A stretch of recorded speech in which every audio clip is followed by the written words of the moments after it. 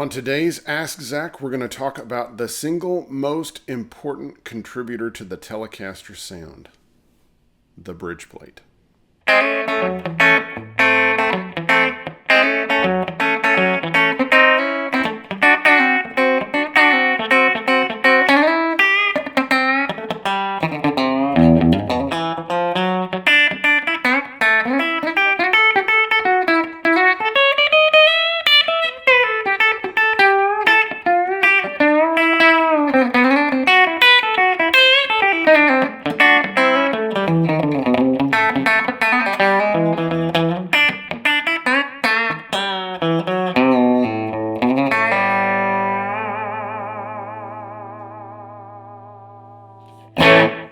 Well, hello, friends, and welcome to Ask Zach. There's all sorts of claims of what makes the Tele sound the Tele sound. People will talk about the maple neck, or the swamp ash body, or the amazing bridge pickup, or the neck pickup, or the fact that the strings go through the body, or, all sorts of things. But the biggest single contributor, and what I feel is the key to the Telecaster sound, is the bass plate. You may be saying, no, that's the bridge. Well, Leo Fender called this the bass plate. That was his term for it. So we're going to do a deep dive on the bass plate today.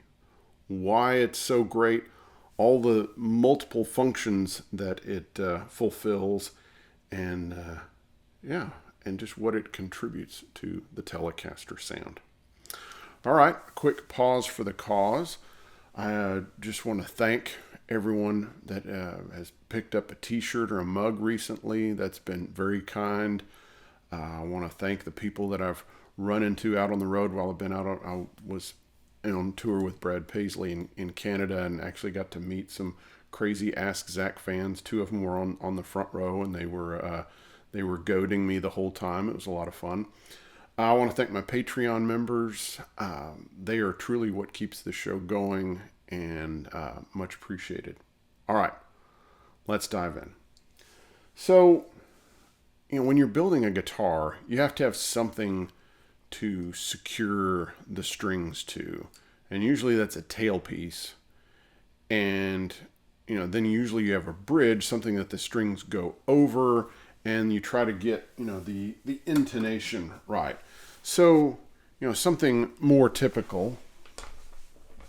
Of course, this comes after the Telecaster, but still, you have a tailpiece, you have a bridge, and so like on archtop guitars, you still have like a wooden bridge, and then you have a tailpiece, that usually attaches at the butt of the guitar, on the strap button, and screws in there and holds the strings, and they go across the bridge and then onto the rest of the guitar. Well, Leo Fender had been making lap steels. So he had already been trying to make, better and frankly, less cost. He was trying to lower cost. And so he was trying to combine as many functions as possible. And so he was, working on kind of these combination bridge tailpiece things. And so when he came out with the Broadcaster, he had been working on these different designs, and this was kind of the culmination of his brilliance. Was this thing that was kind of a combination bridge, tailpiece, and also the fact that it held the pickup. On this Les Paul, all these things are different pieces. You've got something to hold the pickup, you've got a bridge, you've got a tailpiece. Well, here, you kind of had it rolled up in one. Now, I do have to back up and say, the tailpiece thing isn't completely true, because also this is kind of, I guess in some ways, the real tailpiece is actually the ferrules that, the strings go, through the body and up through it. Now, of course, if we're talking about a top loader, then this truly is a bridge and tailpiece and such. So, this was made from like 18 gauge cold rolled steel. Say that 3 times. Cold rolled steel. And yeah, and of course it was, bent into, into place, and it was had plating on it, and of course they used the nice plating right here. And you may be asking why. Why did they use the nice plating here and they didn't use nice plating here? Well, if you remember, as part of this, it had this fancy cover. So the only part you were going to see, and maybe even barely, if you just move it just right, is you were going to see some of this plating over here. And so that's why Leo decided to use better plating here than he did on the rest of the base plate.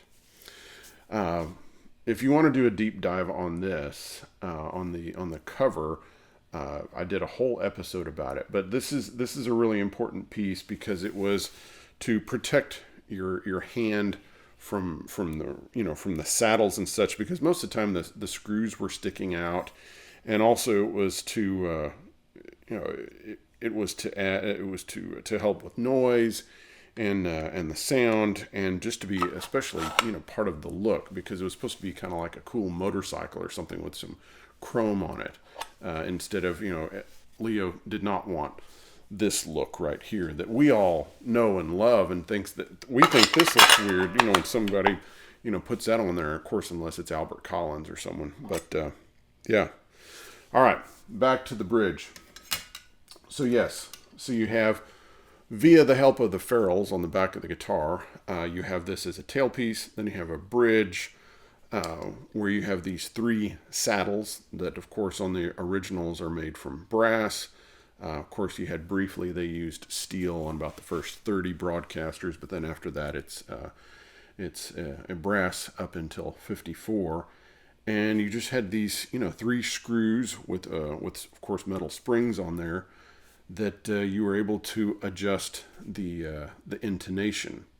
Now, a lot of people not in the know are going to talk about, oh, you can't intonate Telecaster, or you need compensated saddles. Well, compensated saddles are great, and I have them on a bunch of guitars, but old Teles could be intonated, and it had to do with you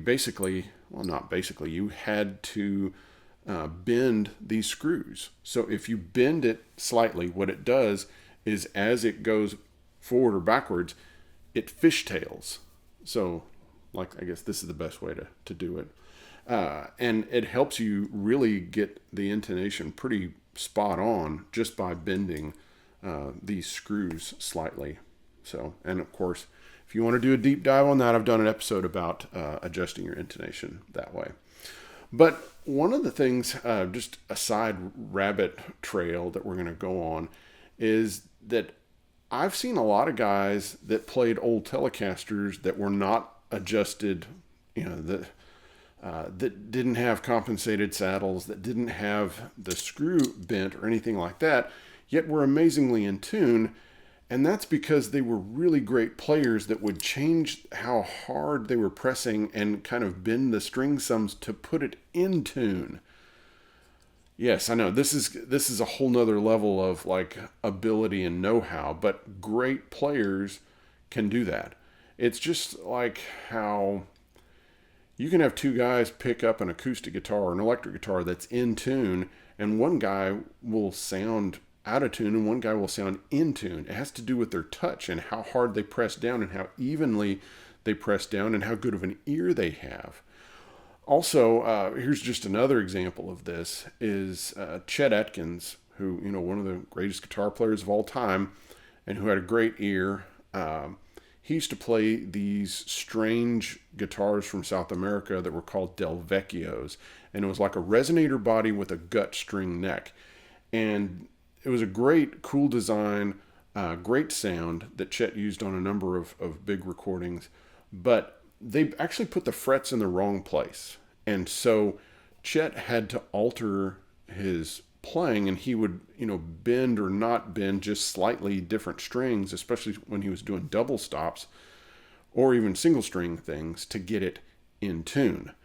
And everyone that picked up a Del Vecchio because they were a Chet Atkins fan found out the hard way that Chet wasn't just a great, great player, he was great at getting an instrument to sound in tune, even when it had the frets in the wrong place. So, all right, off the rabbit trail, and let's get back to the bridge.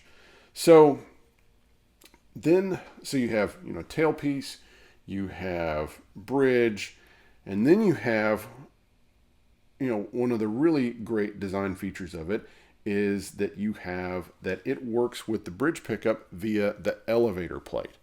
You might be saying, what's the elevator plate? Well, let's find a pickup. Here we go. Let's set this down. So this is the elevator plate. So now you might call it a grounding plate or the base plate of the Tele, bridge pickup, but Leo called this the elevator plate. Okay? So it's steel, and then it's copper plated. Of course, some of them were zinc plated, and they have kind of a silver appearance, but the originals were steel with copper plating, and of course they have holes that work with the 3 screws here, and he used, rubber tubing because that helped with not having feedback and squeal and such. But you put those in there, and then the 3 screws go into the elevator plate, and then you're able to raise it and lower it. Fantastic design, because then you didn't have to have a separate pickup ring and all this other jazz going on, like a Les Paul, or not that I'm giving Les Paul or Gibson a hard time. Maybe I am. So brilliant.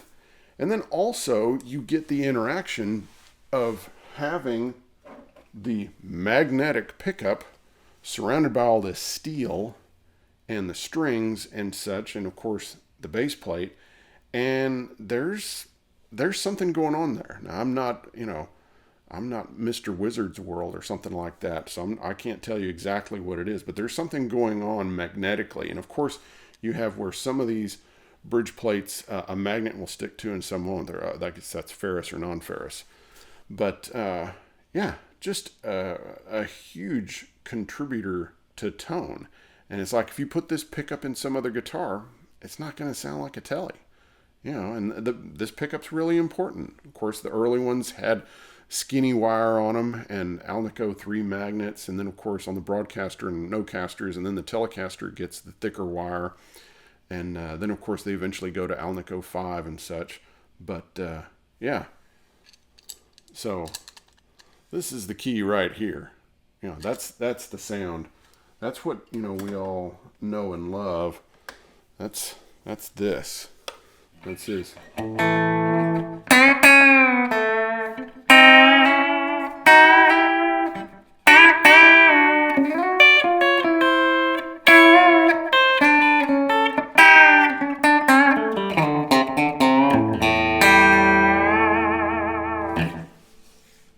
It creates a sound that no other guitar can make. It's like no other guitar can sound like a Tele. This bridge plate, along with the pickup, the swamp ash body, the bolt-on neck, that's made of maple, and just the simple electronics are what create this. And of course, being able to be used by all sorts of different players to create all sorts of different types of music, because this same type of guitar could be used by Keith Richards or Jimmy Page or Ted Green, or all these other crazy cats playing everything from jazz to rock and roll and everything in between. But the sound of the Tele is the bridge pickup, and this bridge, of course, you can change it out, and I've done episodes about that too. But this bridge has a certain sound to it, and you can play up close to the bridge to really get that.